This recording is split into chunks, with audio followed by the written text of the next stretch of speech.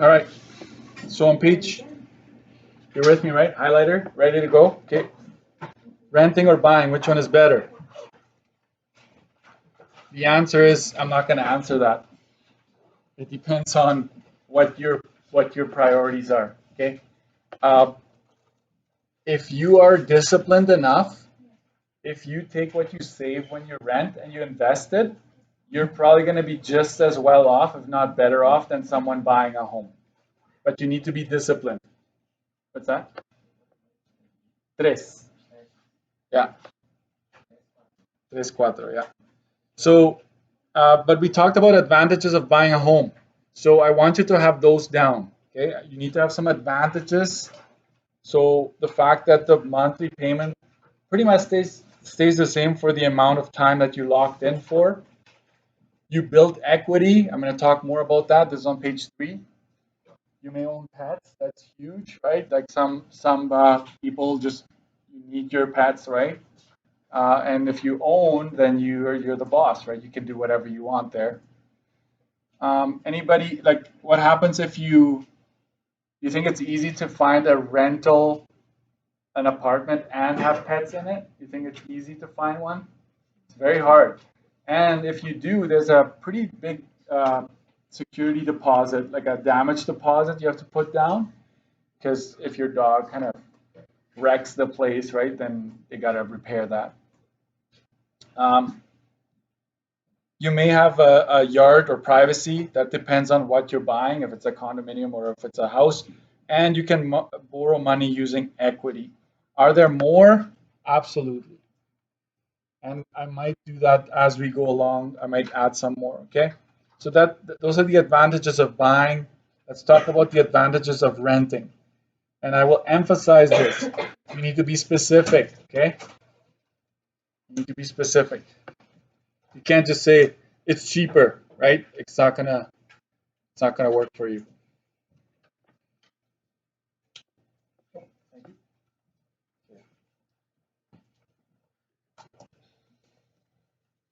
Have a good one. Advantages of renting. Just highlight that part.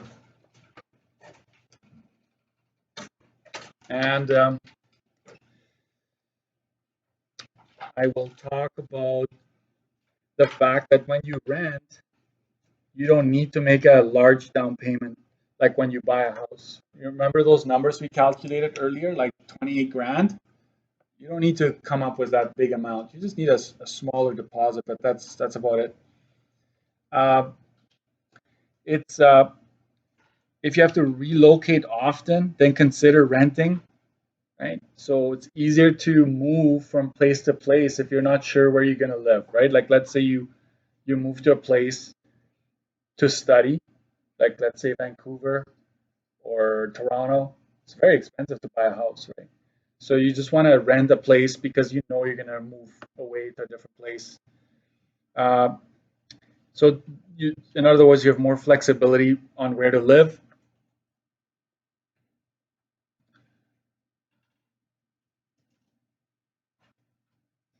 This is another one. When you rent, you may be able to move into the rental as soon after finding it. Okay.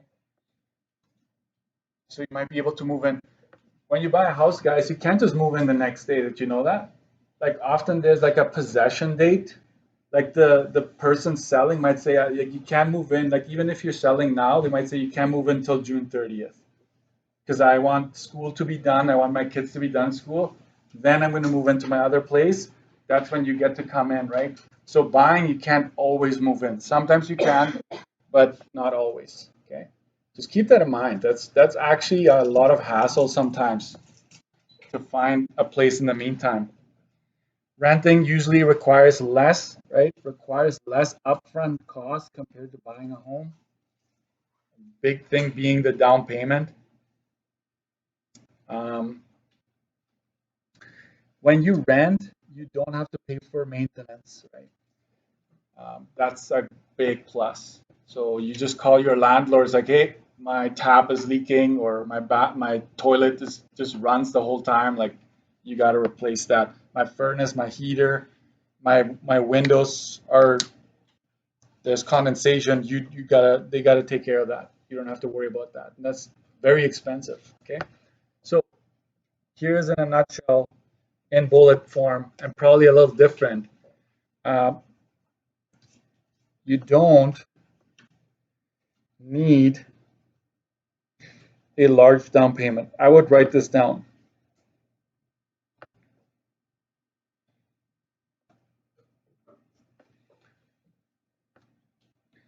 Lower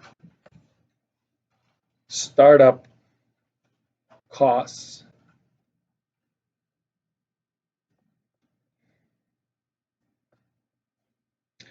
No land transfer tax. Write this down because we're going to calculate this down the road and you're going to see how much money that is. The land transfer tax, you don't have to worry about that. Lower maintenance costs. I like the word lower instead of no because sometimes you need to replace light bulbs yourself. Sometimes you need to, like, the little things you might have to replace yourself. So if you just say lower, you're safe. Okay. Yeah, go ahead.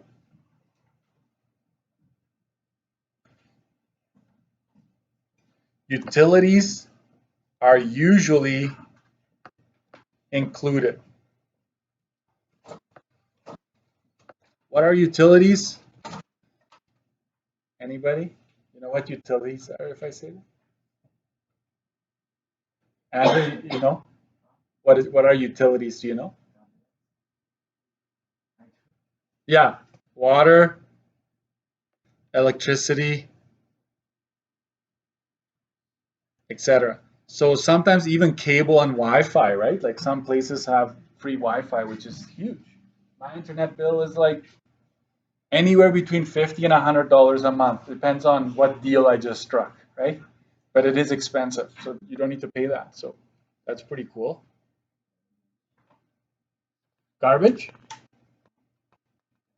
Garbage collection? I don't know. Yeah, that'd be included. Let's do this one.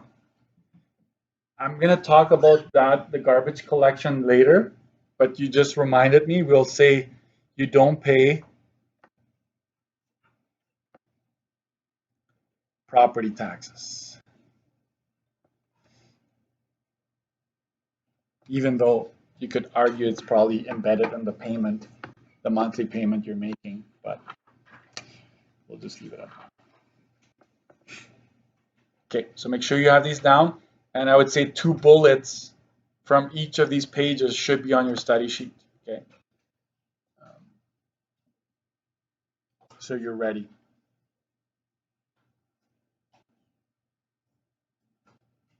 Up. Okay.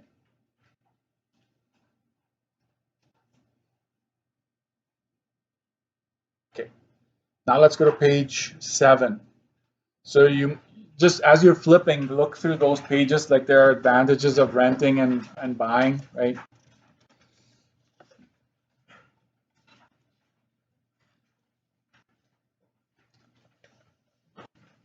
And I would expect you to be able to come up with disadvantages of each one of those scenarios.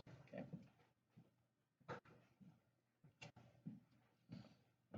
What is equity? Yeah, can you get that? Okay. Thank you. What is equity? Okay, it's a somewhat complicated topic, but I'm going to try my best here to illustrate that. When you buy your home, so I'll make a box here. I know it's hard to see, but this is the value of your home. Okay, your home is worth 100,000 at the very beginning. Okay, if you make a $60,000 down payment out of the 100,000, at the very beginning, we call the equity in the house is the 60,000 you put in. So whatever you own in the house, that is technically your equity. Okay, so let's illustrate this again. House is worth 100,000. You put down 60 grand, way to go, good for you. And then what you're left is your mortgage, that's 40 grand. Okay. But what happens to the value of your home over time? Hopefully, that value keeps on increasing and increasing, right? So that's the value of your home. That's this line here. At the same time, please follow along. If this is your mortgage, this one right here, what happens to it over time as you're paying it off? It goes down, right? So there's like a wedge here. I don't know if you see that, right? There's a wedge happening here. So the space between is what we call the equity. Is the equity getting bigger? Look at both lines, right?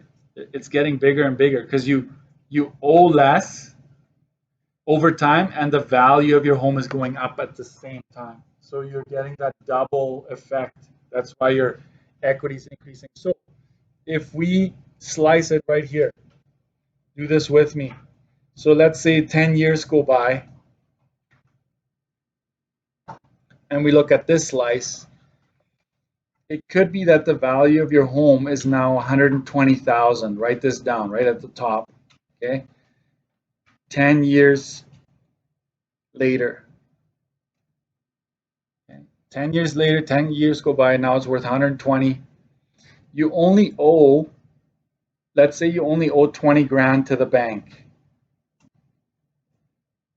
So put down 20 grand down here. What is your equity now? If you owe 20 grand and your house is worth 120, what's the equity? 100,000, right? You following? So this is 100,000. This is your equity. Okay. And the bank knows this. Okay.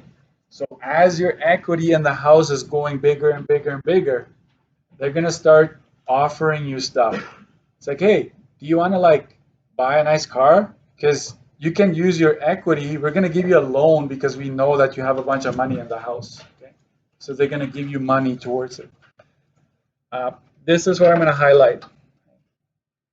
This part right here is what we call the equity. I will highlight it there, and I will also highlight it in here, even though it doesn't do as much justice. But your equity grows. Okay. So here's what I'm going to write underneath this. Equity is the amount of money you would keep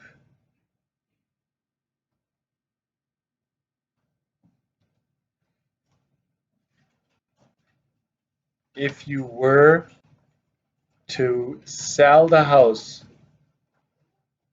This is on page 7.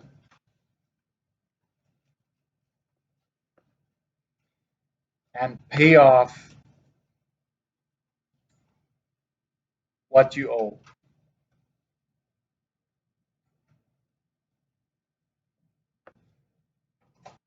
And by that I mean mortgage.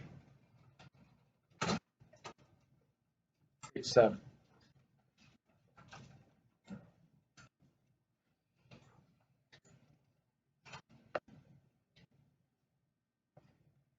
Equity grows due to two things. On the one hand, there's the appreciation of property. And on the other hand,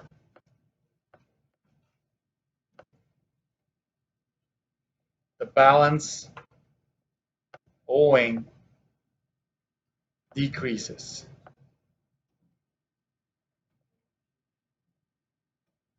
This is probably worth boxing in. Okay.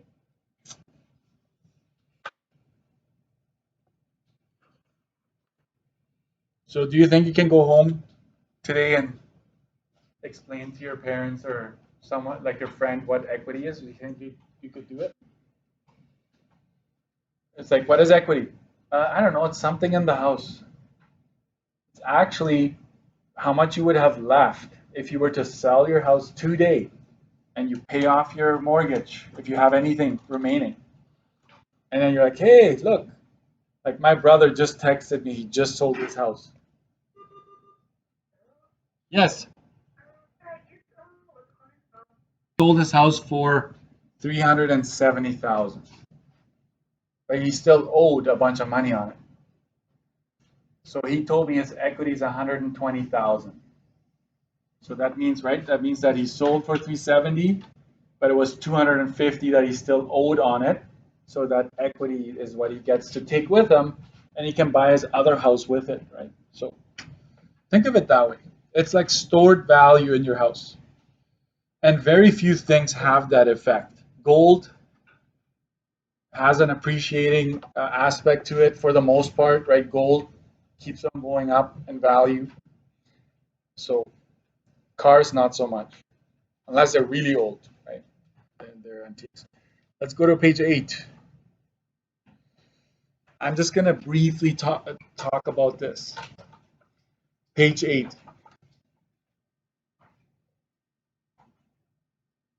There's something called home equity line of credit. This is what I want you to write down.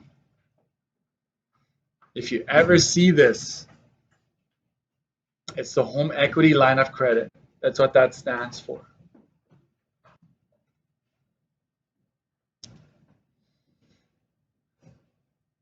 Do you know what a line of credit is?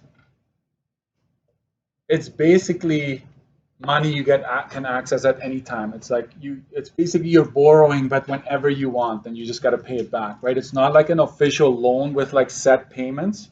You only pay interest if you want. Okay. Whereas home equity loan,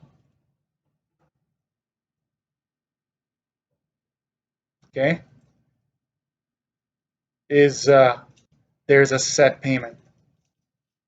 There are set payments every month.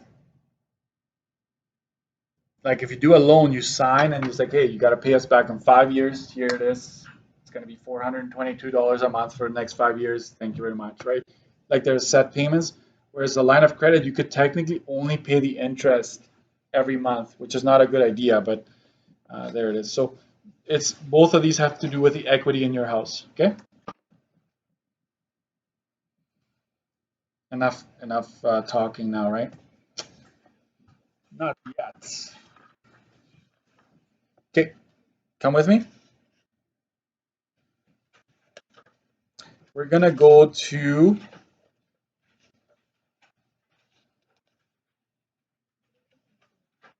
go ahead. Yeah.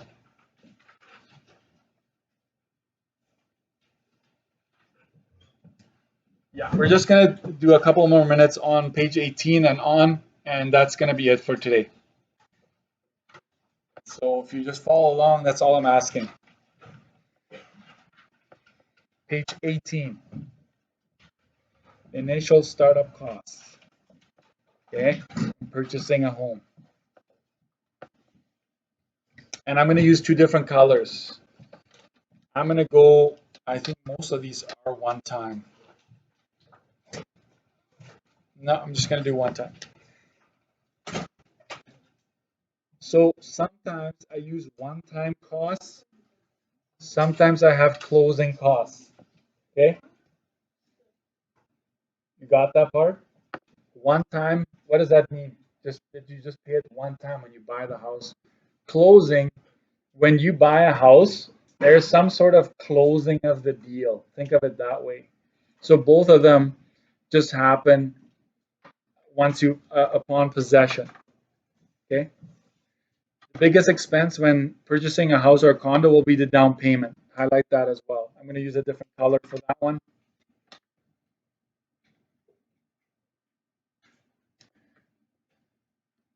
Okay. That's going to be your number one.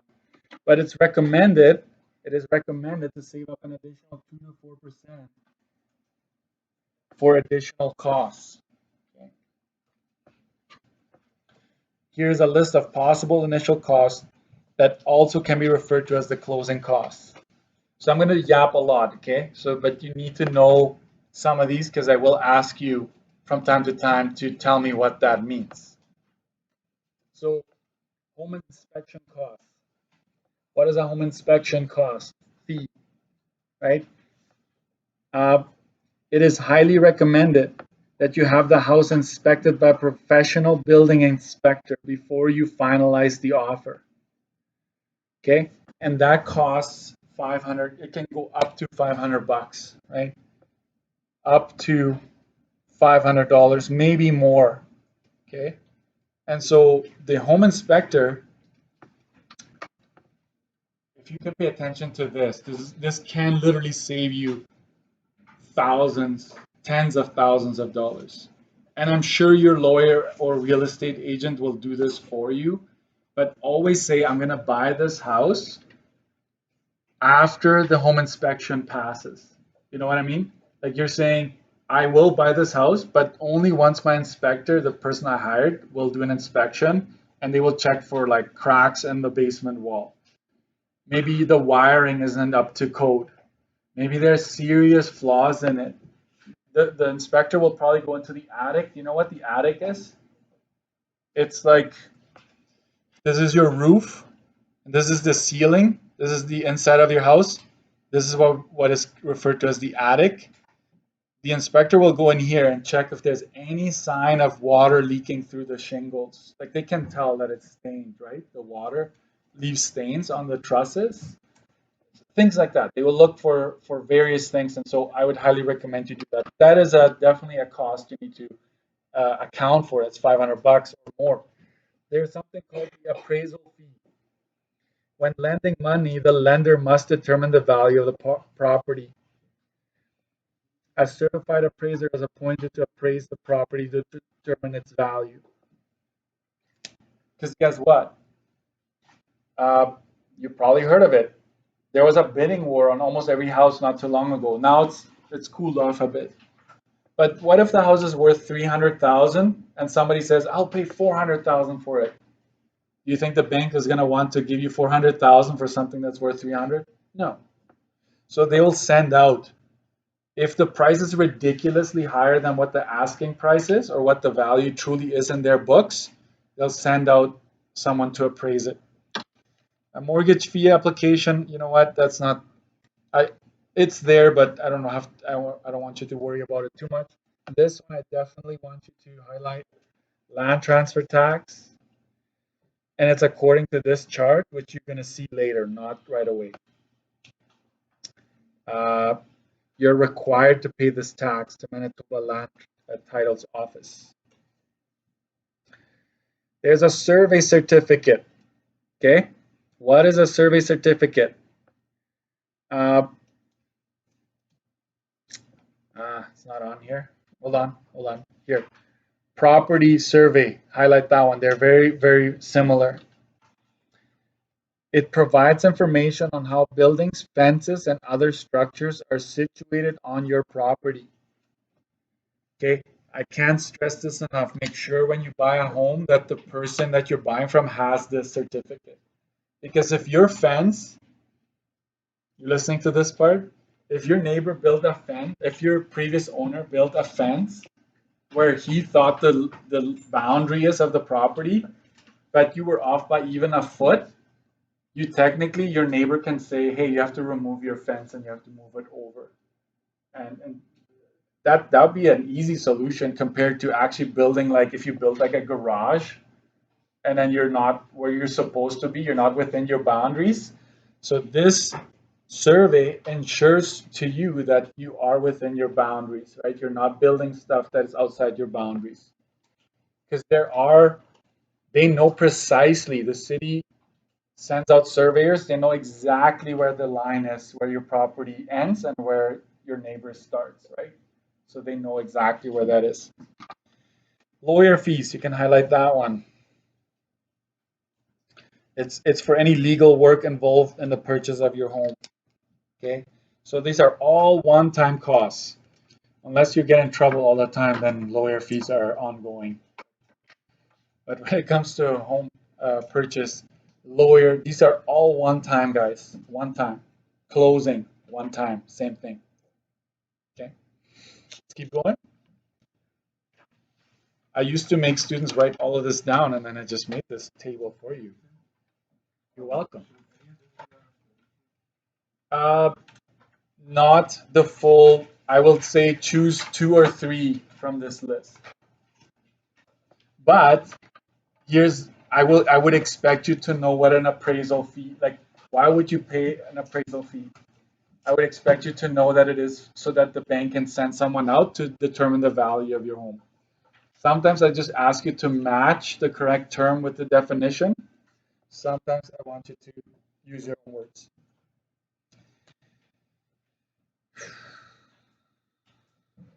We're almost done. Yeah. I'll leave you 5 minutes to just relax. This is a big one here. Page 19. Property tax adjustments.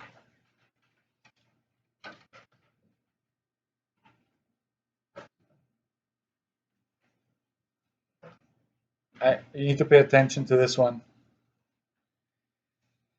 Depending on when you purchase your property, you may have to reimburse the seller for property taxes that have already been paid. Okay, so I'm just going to highlight that part to you. I'm drawing a blank here. Is it October 1st that property taxes start? Yes. Yeah. Uh, Taxes start on October 1st every year. Okay, write that down. I will bring that back at some point, but October 1st. So if you move in November 1st, you owe the previous owner 1 month of property taxes. So you got to pay them back, okay? Because they've kind of paid for you already.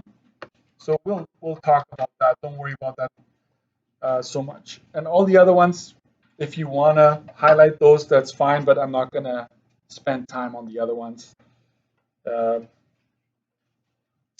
may be immediate repairs that are required. Like sometimes I know people that bought a house that is literally almost falling apart, but they got such a good deal on it.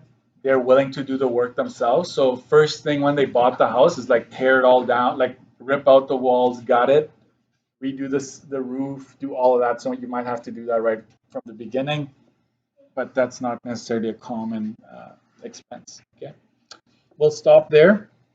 I wanted to do some math, but I always get carried away a little bit in this unit, so